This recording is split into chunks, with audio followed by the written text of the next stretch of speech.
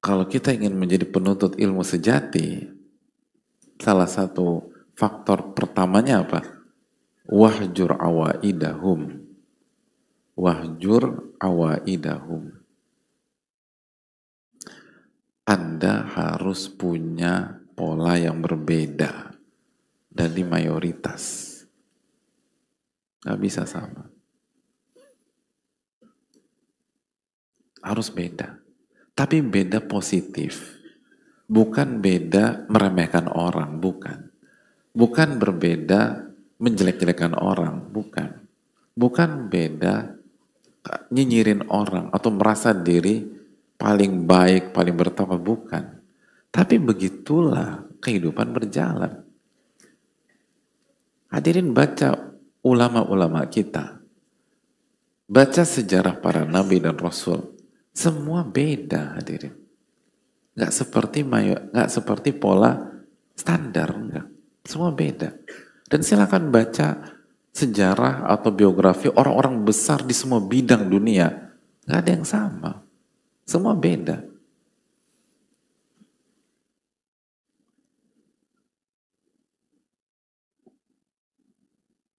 Kan selalu demikian. Benar nggak hadirin? Ya. Jadi semua demikian. Lihat Nabi SAW beda. Terjaga sama Allah. Masa kecil beliau beda, nggak seperti yang lain. Semua tahu. Bahkan ketika beliau alaihissalatu wassalam dibawa oleh Halimah ke Bani Sa'ad, itu aja udah beda. Dan kehidupan Halimah beda gitu loh. Nggak sama. Oleh karena itu yang perlu kita camkan.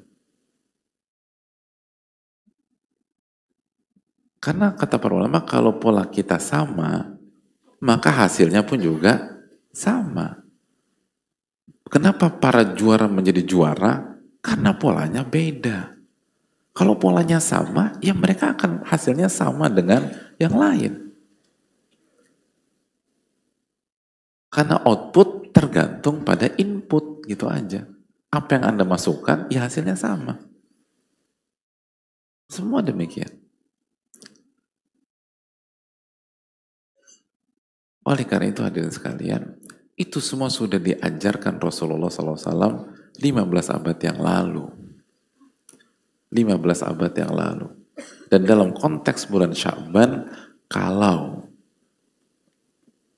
orang-orang lalai, jangan ikut lalai. Wala takun minal ghafilin. Jangan bergabung ke orang-orang lalai. Bukan juga nyinyirin mereka, bukan. Tapi kita orang beriman dituntut mengikuti Nabi SAW, lalu mendakwahkan, lalu mengajak, lalu menyadarkan, lalu seperti kata Ibnu, membangunkan mereka dari tidur lelap mereka. Tapi jangan ke bawah arus. Itu poin. Wahjur awaidahum. Anda harus punya pola yang berbeda, pola ilmu. Akhlak Anda harus berbeda, cara bicara Anda harus berbeda, sikap Anda harus berbeda. Lalu jaga waktu sholat Anda harus berbeda dengan yang biasanya. Kalau yang lain melalaikan sholat udah mepet-mepet. Orang yang beriman, sholat dijaga, zikir dijaga. Kalau yang lain nggak zikir ba'da sholat, kita zikir ba'da sholat. Kalau orang lupa ingat Allah, kita baca. Orang lupa baca Quran, kita baca Quran. Beda, harus demikian. Itu hal yang penting hadirin. Itu hal yang penting untuk kita camkan bersama-sama. Oleh karena itu,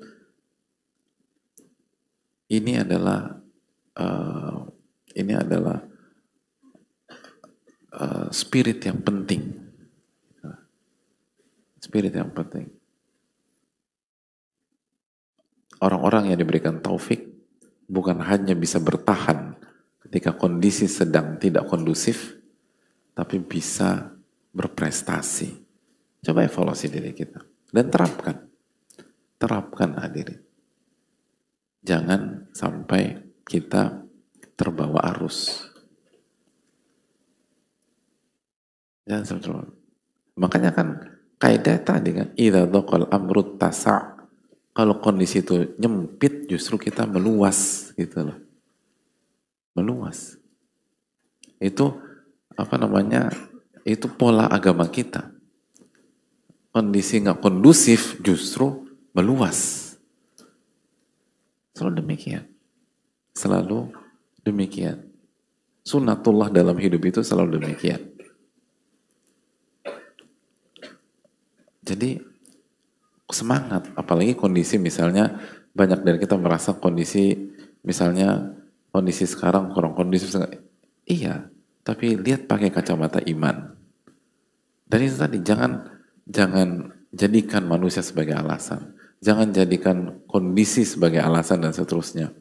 Kita punya Allah. Terapkan tauhid kita kepada Allah. Kita punya Allah Al-Ghani yang maha kaya. Kita punya Allah SWT Ar-Razzaq yang maha memberikan rizki. Dulu para ulama-ulama kita ketika misalnya harga barang naik dan lain sebagainya, yang lain gusar, ulama-ulama kita nggak gusar. Kenapa? Karena mereka mengatakan yang memberikan rizki kepada kita pada saat harga barang naik adalah memberikan rizki kepada kita pada saat harga barang itu normal atau cenderung turun. Dan sekali lagi, dan parameter alokasi rizki bukan tentang kondisi pasar. Parameter alokasi rizki apa? Wa man yattaqillah yaj'al lahu makhraja wa yarzuqhu min haitsu la yahtasib. Barang siapa yang bertakwa kepada Allah, Allah akan berikan jalan keluar dan Allah akan memberikan rizki dari arah yang tidak ya duga-duga. Itu cara berpikir para ulama dulu. Berbeda memang. Nah ini yang harus kita tanamkan. Sehingga ilmu itu real di dalam kehidupan kita. Dan ketika kita masuk bulan Sya'ban, pertama kita perbanyak puasa sunnah, dan yang kedua makosidnya, tujuan dan makna serta spiritnya itu bisa kita terapkan bukan hanya di bulan Sya'ban, tapi di bulan-bulan yang lain. Dan menghadapi berbagai macam dinamika kehidupan. Dan menghadapi berbagai macam tantangan dan masalah-masalah kehidupan.